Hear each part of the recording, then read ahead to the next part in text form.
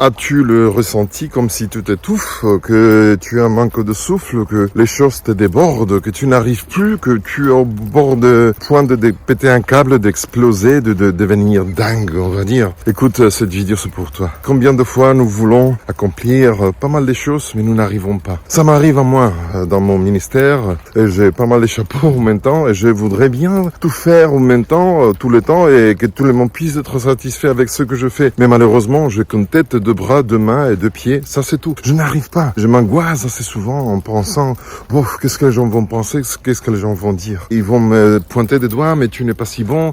Et arrête, Pedro. Je me dis à moi-même, arrête de te comparer avec les autres. Et c'est de ça dont Jésus parle dans Matthieu 6, 27.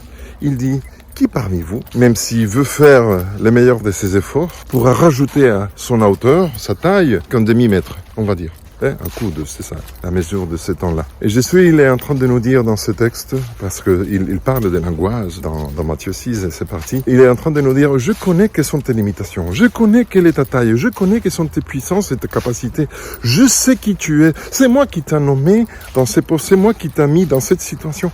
Alors pourquoi tu t'angoisses jusqu'à un tel point? Il est en train de nous dire, faites-moi confiance. Alors, c'est pas question de faire tes meilleurs efforts pour pousser, pour grandir, on va dire, alors encore au-delà de ce que tu es déjà. Non, c'est impossible. Tu as une limitation. Je les connais toutes tes limitations. Alors, il est en train de te dire, faites-moi confiance. Vraiment, faites-moi confiance. Car c'est moi qui gère, c'est moi qui t'ai mis dans ces situations et c'est moi qui va te donner, t'apporter une solution. Alors, pourquoi tu t'angoisses?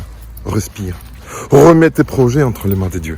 Et il va agir, il va te montrer quelles sont les choses qu'il faut laisser tomber, parfois il faut. Et quelles sont les autres choses qu'il faut attaquer. Et quelles sont les choses qu'il faut traiter ou gérer autrement. Mais il faut que tu y ailles, que tu te mets entre ses mains en prière et qu'il puisse avoir l'opportunité de te dire, voilà, c'est comme ça qu'il faut faire. Cherche d'abord le royaume de Dieu et sa justice et toutes les autres choses viendront toutes seules. Faites-lui confiance.